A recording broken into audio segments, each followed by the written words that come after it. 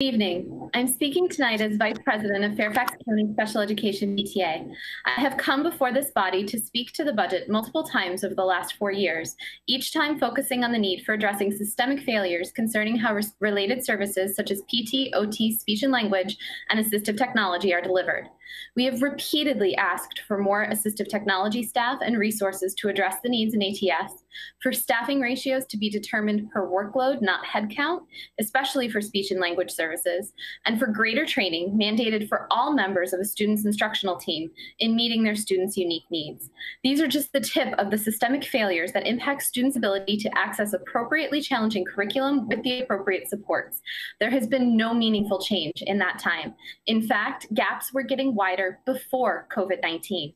As of 2018-2019, the reading SOL pass rate for students with disabilities district-wide is just 54%.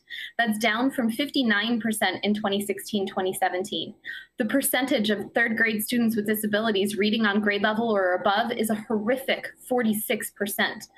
The math SOL pass rate district-wide is just 60% for students with disabilities. And this does not include students on the VAP track. I'm unable to find FCPS-specific data for that.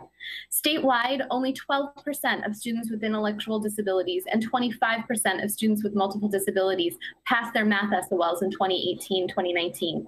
Only 6% of students with intellectual disabilities and 24% of those with multiple disabilities passed their reading SOLs that year. This is a district that describes itself to the world as, quote, a catalyst that transforms our community's most valuable potential, our children, and shapes a thriving future. Does anyone from the school board or the leadership team think these SOL pass rates for students with disabilities foretell a thriving future? While FCPS's numbers are slightly better than the dismal numbers from the state, they are hardly a catalyst of transformation.